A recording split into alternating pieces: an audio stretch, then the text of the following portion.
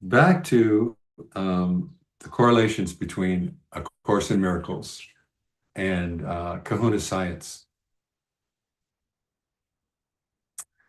What I'm getting from both systems is that this world that we live in is a dream.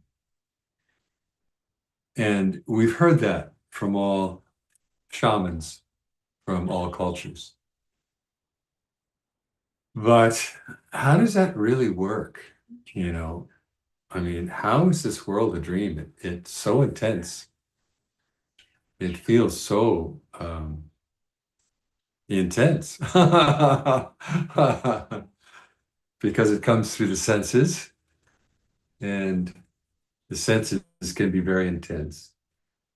And it comes through also the perception of our programming, which is something that I want to talk to you about because our perception is filtered through all of what we were taught how to see,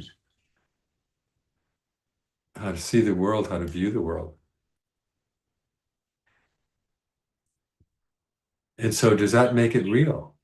Or does that make it just the view of what we were taught?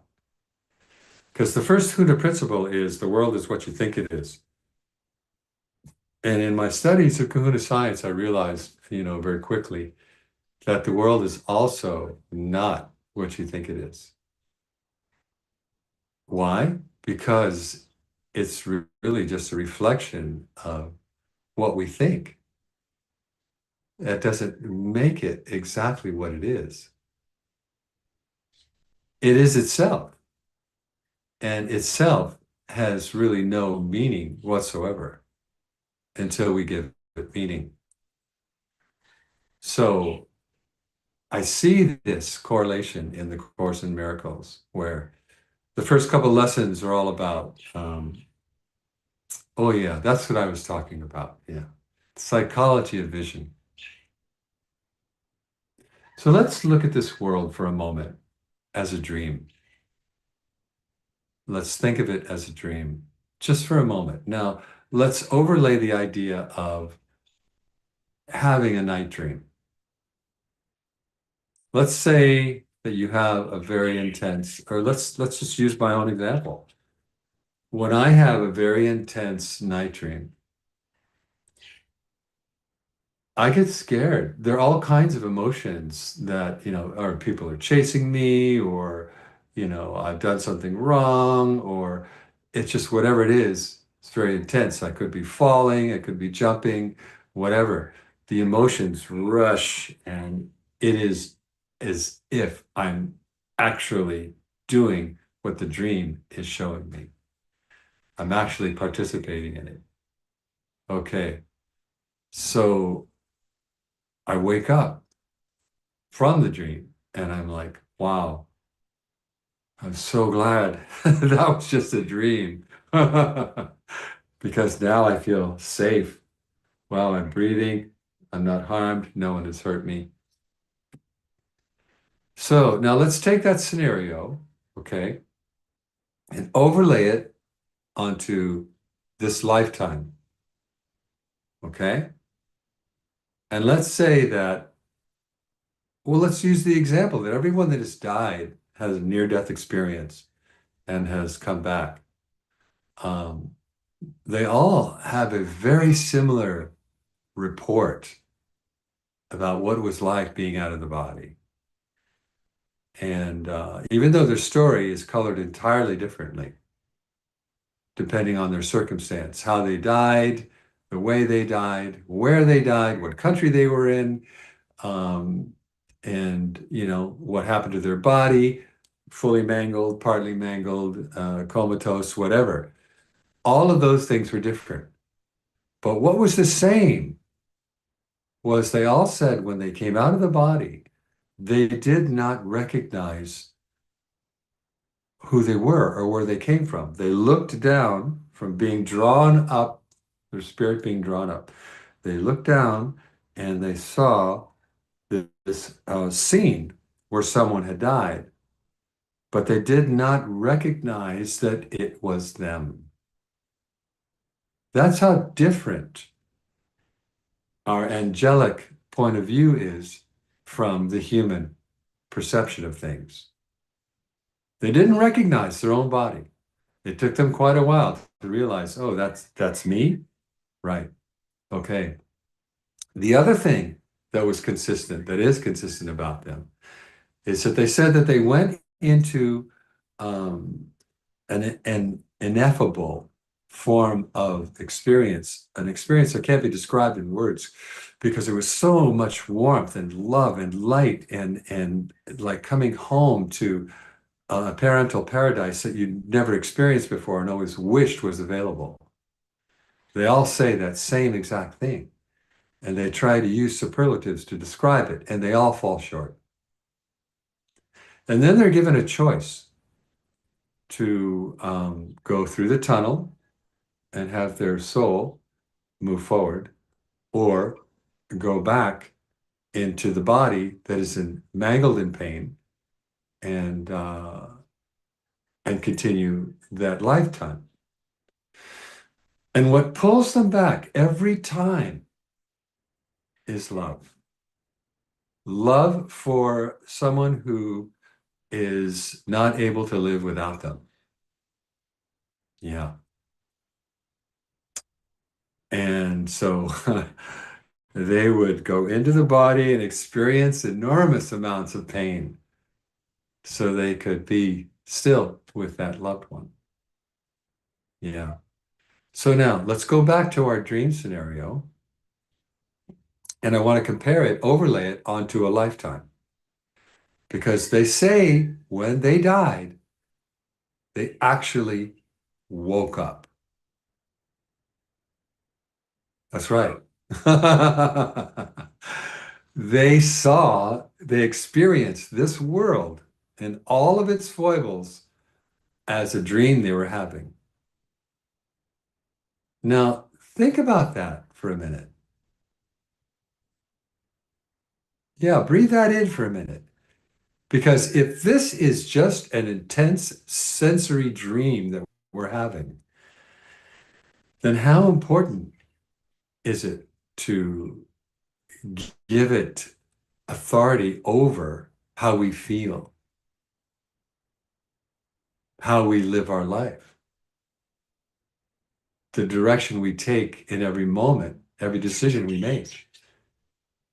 We give fear the authority to give us direction when this is just a dream. And both systems, ACIM, A Course in Miracles, and Kahuna Science, say exactly the same thing, that this is a dream. All the Aboriginal masters and teachers have said the same thing. Now, I'm not making it wrong or unimportant.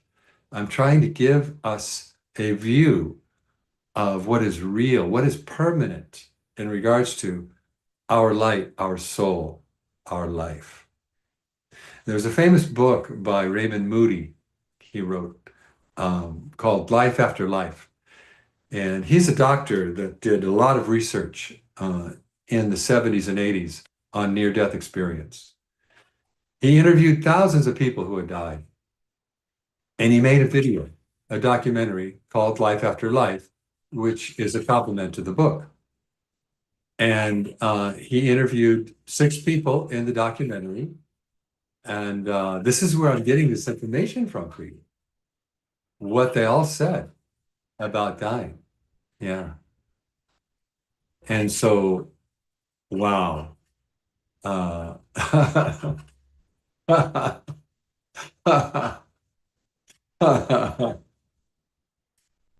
think the ancestors are speaking to us through the chickens right now.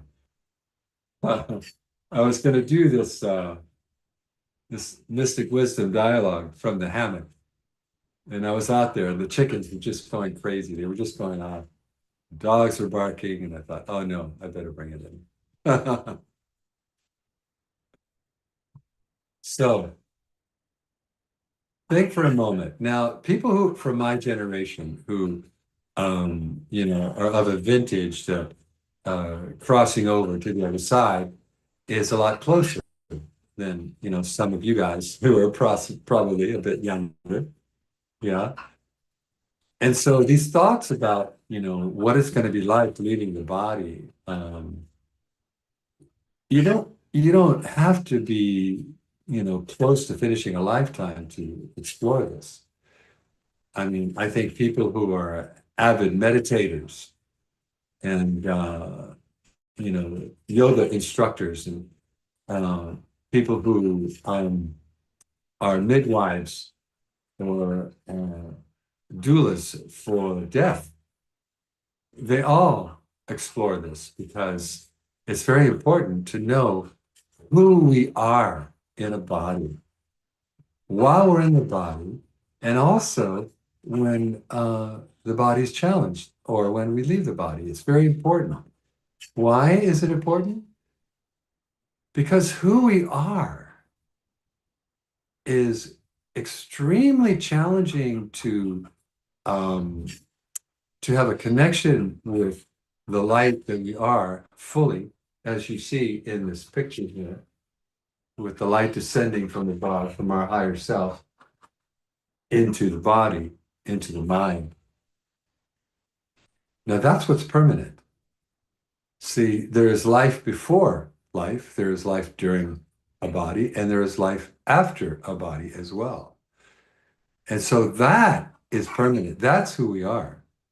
And this is the being inside of us that is dreaming. And breathe that in. So, what I'm asking you to imagine for a moment is that you are dreaming your life into being. You are dreaming your life from your being.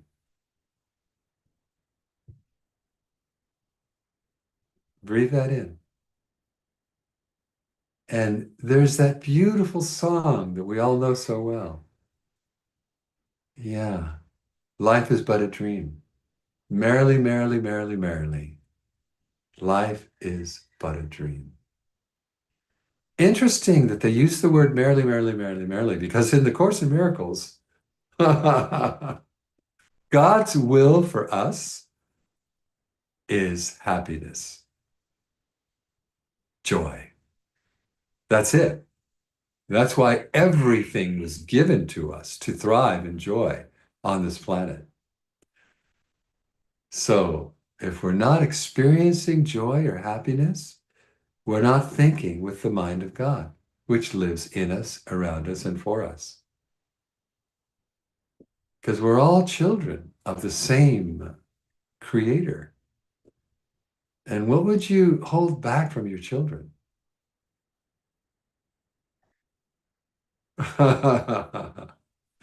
Only fear would have an answer for that. Otherwise, it's nothing. And that's where joy comes from. So, I'd like to open this for discussion if any of you on board here have anything to say. Otherwise, I'll just keep on talking.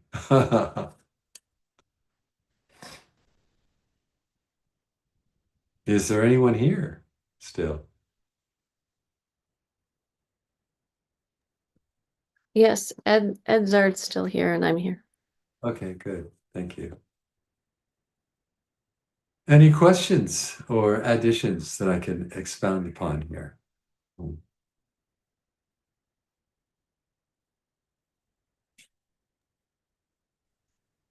In your view, you said now that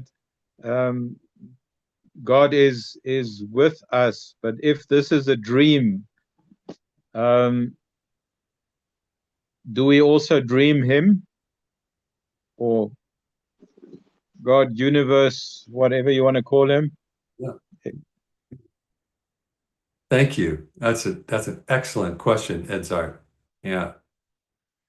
Yeah, see, when anything goes into the mind, like that question comes from the mind, Of course, all the new thought religions and spiritual paths, they don't think of God as a being that has any kind of form. Yeah. So through the shamanic perspective and through the systems that I'm sharing with you, God is in every form. So there is no form that God is not in. And God is universe, whatever you want to call it, is experiencing itself through our experience.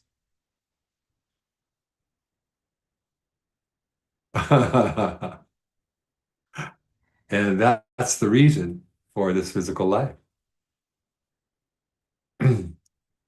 For God herself to experience herself in, as, and through us and our experience. And for me, that is how evolution takes place. Through the human embodiment, we are moving evolution forward. Evolution of what? Evolution of the human soul, the collective human soul. And what is it evolving to?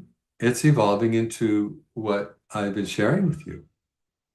It's evolving into realizing that we are whole, holy beings, children of the universe, that are having an experience so that we can grow our own sovereign soul into realizing ourselves as more light, as innocent, as free beings that have access to the entire universe as our playground.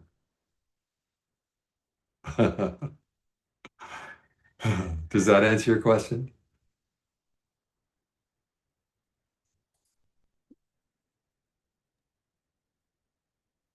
Well, I'm actually not sure if it is an answerable question. It's one of those ph philosophical things that we as humans try to think about, but will actually never know until we wake up from the dream.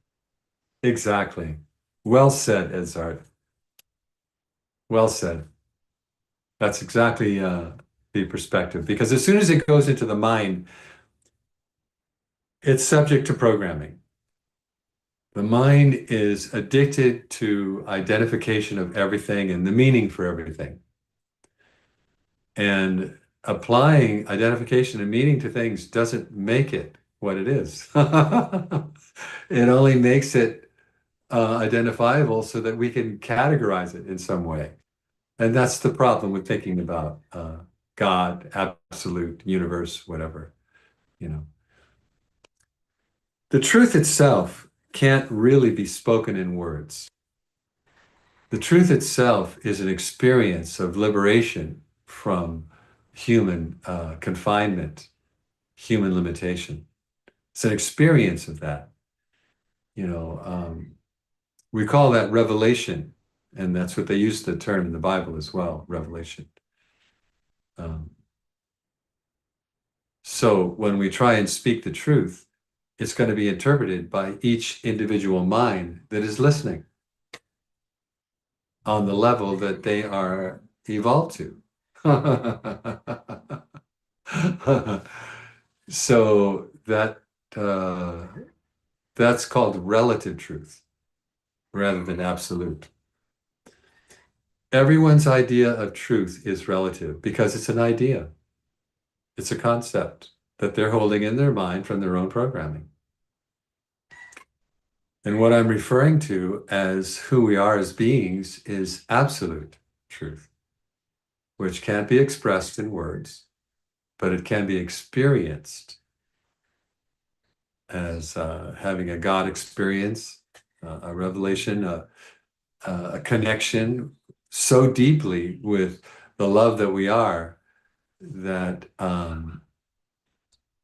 yeah, it's almost like a spiritual gasm. And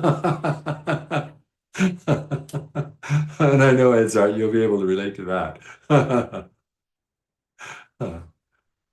But yeah, every religion in the world and spiritual path, it was born of someone having an orgasmic spiritual experience, a revelation that they could not express in words.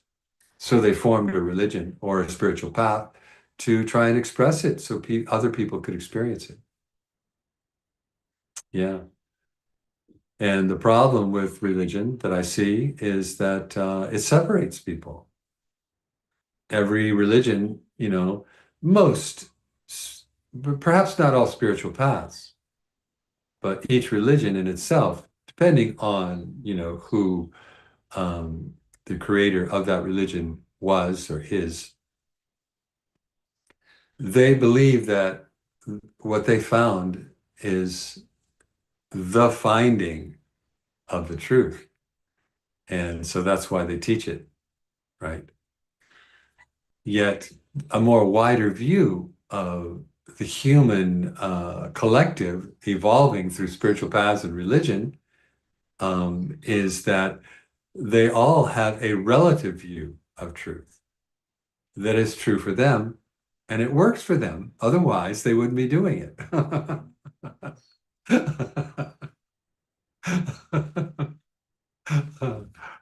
And so, if and when all those spiritual paths and religions open to being one ray from the sun, but not the sun itself, then they would be able to appreciate each other collectively as another ray of the sun. And then there wouldn't be any conflict with, our religion is the best one. Our path is the best one. And we're kind of moving away from that organically, I see, because we're becoming more and more conscious. Even the young children that are incarnating now have so much wisdom that we never had when we were born. So it's proof that the human soul is evolving. Yeah. Yay!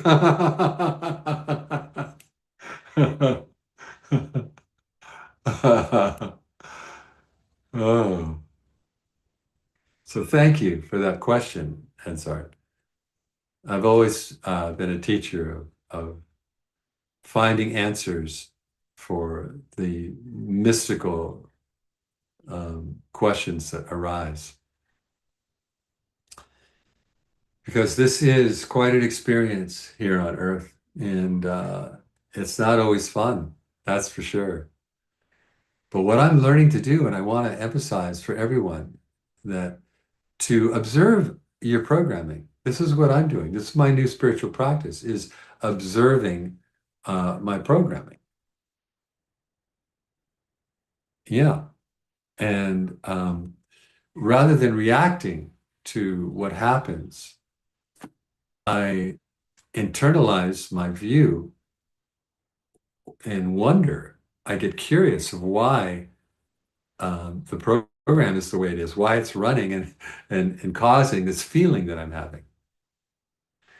And across the board, I'm talking to friends who all come upon this way of being, is watching the patterns that recreate our feelings, observing them carefully in wonder of, how we can actually give the pattern control over us, over our behavior, over the way we respond and react to people. Because we don't have to. We don't have to give the pattern or the program running power over us to give us our behavior. We don't have to. We can observe it. We can breathe. We can feel the feelings and not react in the way we normally do. And you know what happens next? That pattern, that program, it loses its power over us completely. And that is such a liberation. Yeah.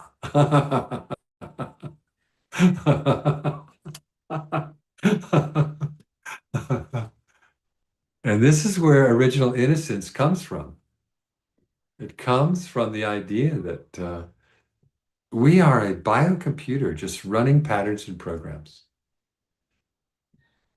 And that makes every one of us innocent. I'm talking across the board. Even the wars and atrocities that are happening around the world, it's all part of the dream.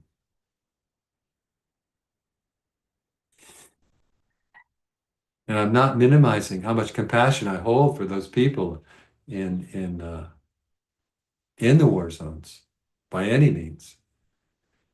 Because for them who are, not viewing this world as a dream, because the dream is so intense that it's causing so much trauma and so much death, so much injustice. Yet, how will it be?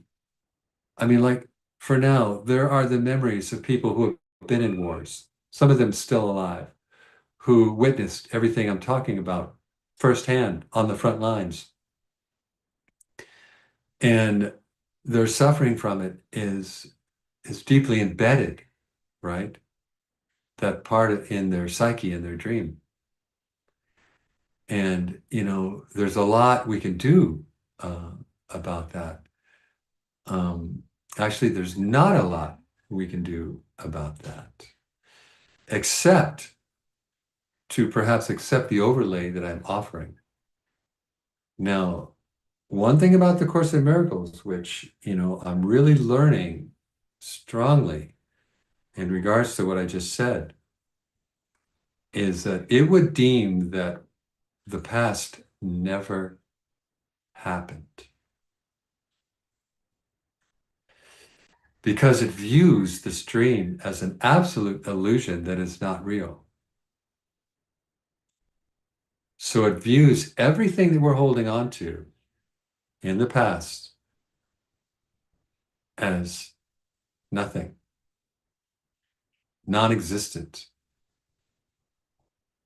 And this is where the ego really has a really hard time with this, because the dream was so intense in that war, and the veterans are holding a lot of that memory.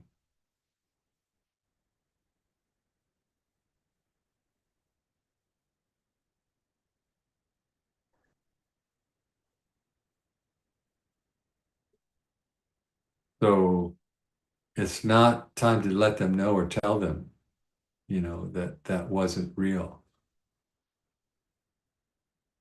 because it is real for them.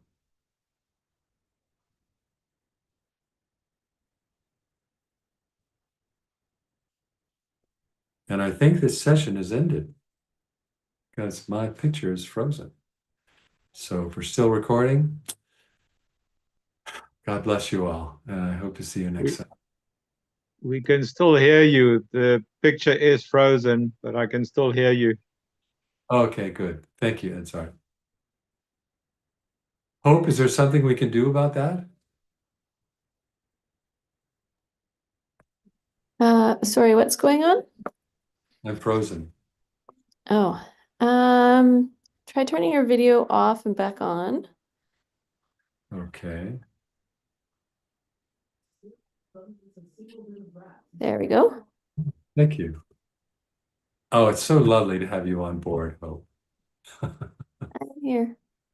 I don't know what I'd do without Hope. And you are live on YouTube as well. Okay. Well, then that gives me hope. Yeah, so there's nothing wrong with the ego. There's nothing wrong with holding on to the past. There's nothing wrong with holding on to the feelings that you experience as unjust or hurtful or um, inappropriate, abuse, whatever you want to call it. There's nothing wrong with holding those. Yet, what will it bring you? What will it do for you to offer blame to another, or even blame yourself for allowing it to happen?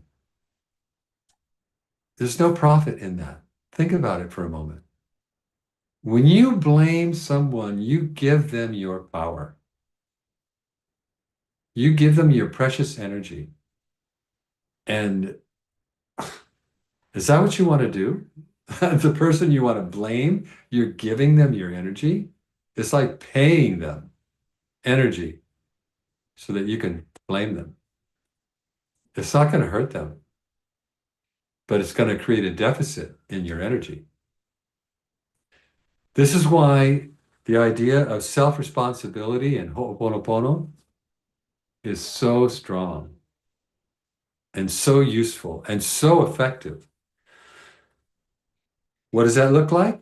It looks like owning all of my feelings, my thoughts, my actions, and my deeds, owning them, bringing them all home.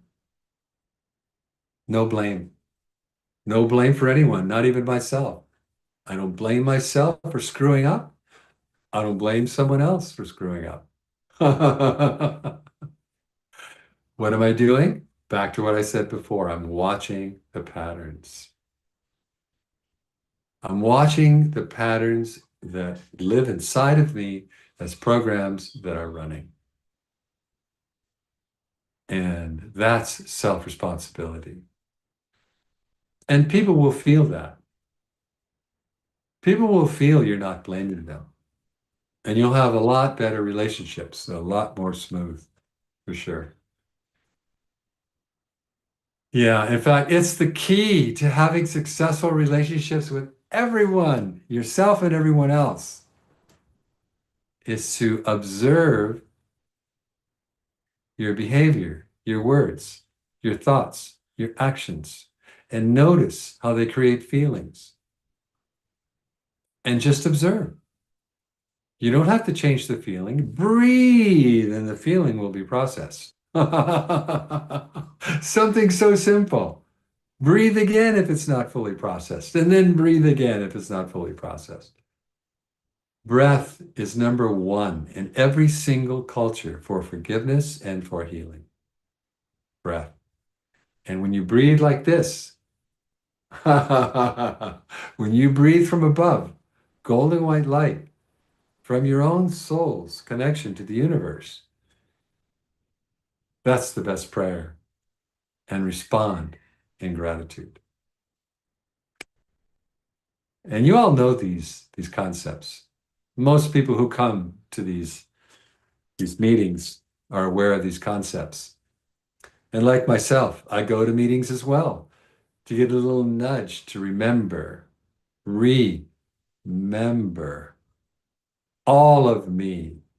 Bring back the members of all of me, spirit, mind, and body, to be whole and to experience God's will for me as happiness. I'm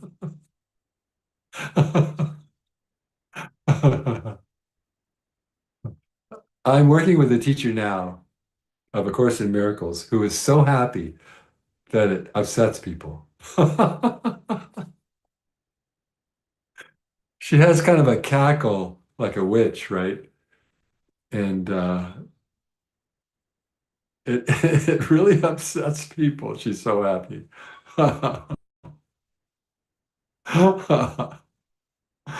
Oh gosh. I can't wait to be that happy all the time.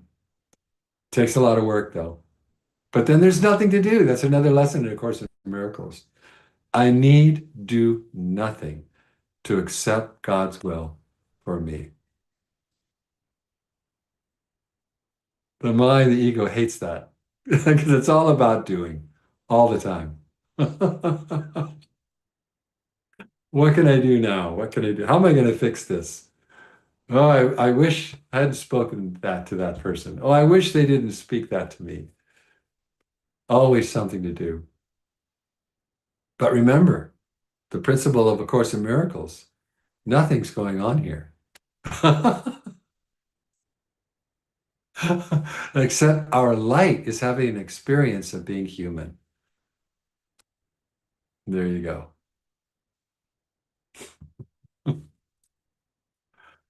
Yeah, I've been driving Uber lately, and it's been an amazing, amazing experience for me, spiritual experience. I was very resistant to it in the beginning.